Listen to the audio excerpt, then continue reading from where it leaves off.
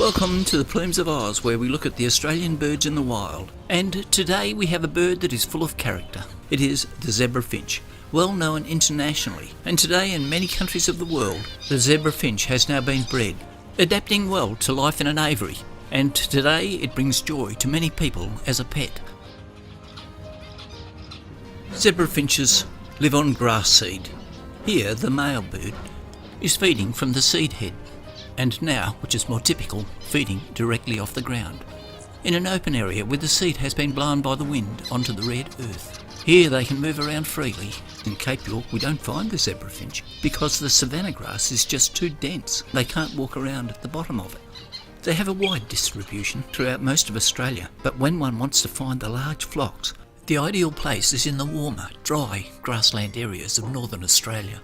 For here the grass, after rain, grows quickly, but then with the dry climate and lack of humidity, it withers quickly, dropping the seed to the ground.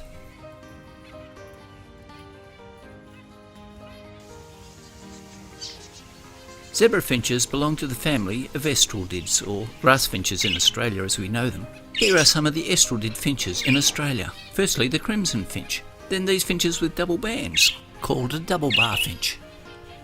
Then the beautifully coloured Gouldian finch, the female not so bright. And then the painted finch. He has a longer bill. If only Darwin had studied the Australian finches. With the enormous variety in the genera, he would not have made so many mistakes. Now a black-faced finch with a stubby bill. A beautiful plum colour, the male plumhead finch. When estrelid was first introduced into binomial nomenclature, it applied to the common waxbill, much like our red-brow finch. And lastly, the long-tailed finch. Now let us get back to the zebra finch. A staccato effect. Look at the way the zebra markings on their throat move with each call. And the call is a beep meep. There were many birds calling, and it's hard to pick out one specific call from a flock like this. But now let us look at the female, for there is sexual dimorphism, and the female doesn't have the zebra striping over the throat. Zebra finches have a banded tail, and the male has spots. Now the binomial name for the zebra finch is Teniopigia gutata. Tenia, Greek for ribbon, Pigia, Greek for rump, then the Latin gutata for speckled or spotted. And so this bird is described, but the characteristic feature of male and female is the banding, or from the Greek, the tenia of the tail. The male is the only one with the spots on the flanks. The most characteristic feature of male and female, separating them from many small grey birds in the Australian bush, is the dark vertical teardrop below the eye. Zebra finches are flock birds. The flock can vary enormously in size, and sometimes flocks will come together, forming a super flock with maybe up to 1,000 birds. Here you can see flocks flying in and out of this tree. This is a staging point, either to food or water, and in this case it was to water.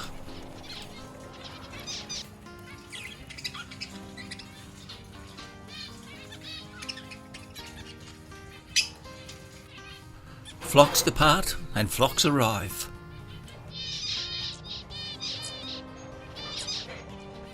Where there is grass available for food and water for drinking, so the raptors watch, and the finches are a delicacy. For the raptors, like the brown goshawk, and here you can see a falcon, a hobie, devouring a zebra finch.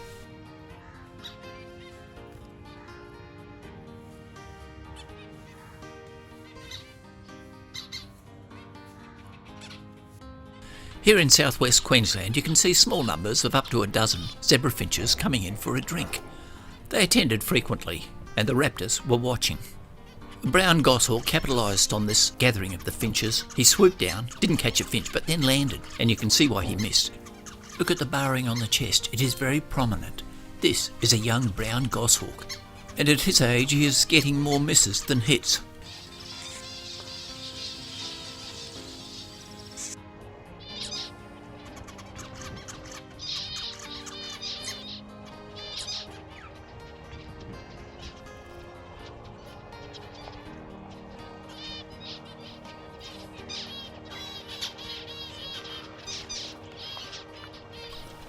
A lonely male finch practising his song. I always find it amazing how the family of this male zebra finch can recognise his call amidst the many other finches in the flock. And his call is learned off his father and then his father before that.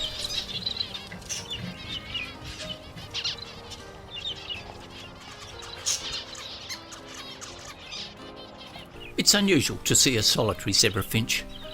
Even seeing pairs is unusual. At nesting time it's more likely to see pairs, but as the nests are often very close together, the birds still tend to function as a flock or a small group, together flying from the nests, coming to the ground to feed and drink as a flock. The density of the young birds, when they do go out and forage, is a good indicator of how breeding is going on. There can be enormous variation in the young bird densities. The young birds are easily separated from the adults because of their dark bill. Breeding fluctuates according to the season, so if there's rain, there is grass. And when the grass comes, so the birds breed. Once breeding occurs, the density of young birds goes up in the flock. Here, in the Northern Territory, where the climate is generally warm and the finches have a fairly long extended breeding period, the birds are coming to drink at a borehole. When we look closely, we can see only adult birds. No young birds with black bills. This is a drought period. Breeding is not taking place. In fact, the density of zebra finches in the vicinity around this borehole is few. They have massed here at the borehole because it is 40 degrees and they are desperate for water.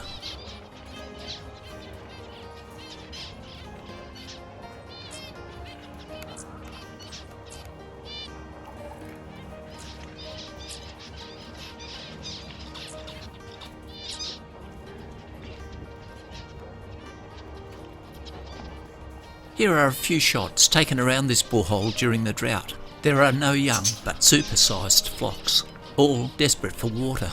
Here is a pair sitting on a branch. No young. There is sexual dimorphism in the zebra finch.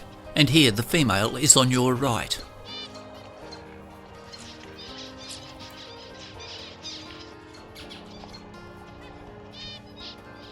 A few more shots of adults in the drought without young drinking. I just can't resist taking photographs of these birds. They are a special little joyous bird. On the edge of the frame in this shot you can see that there is another finch. It has different markings. This is a plumhead finch, and often the plumheads, zebras and double-barred finches are found at the same vicinity.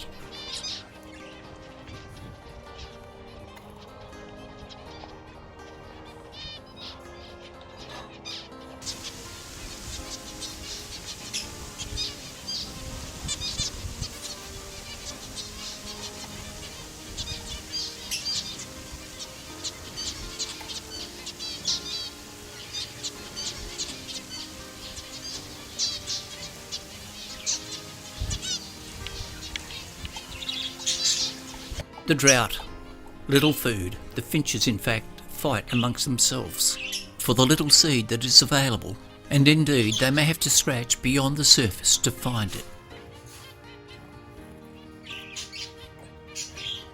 Numbers are few, large flocks have disappeared.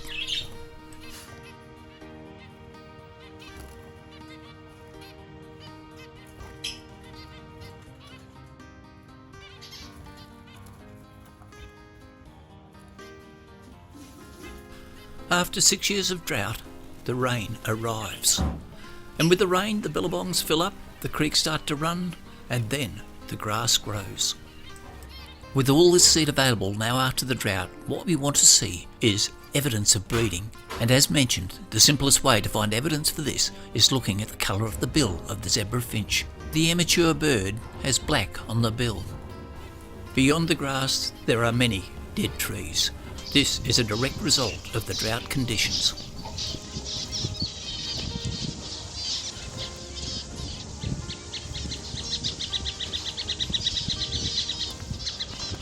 There it is, the first juvenile after the rain. They are breeding because of all this grass.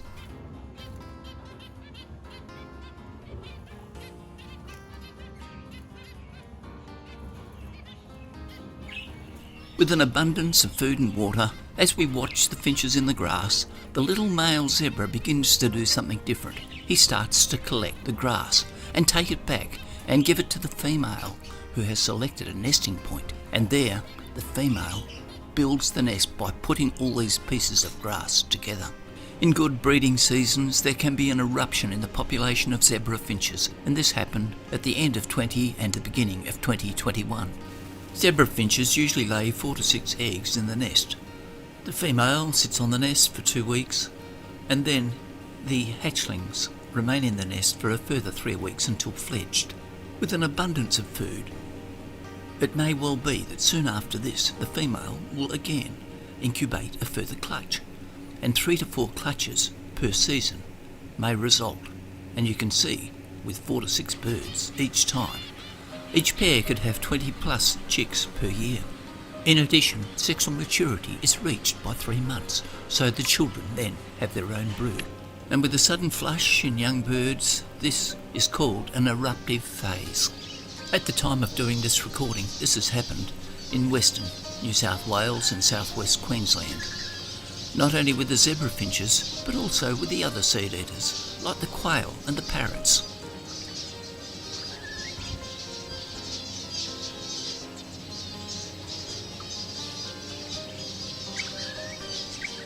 Just look at the number of young finches amongst this flock.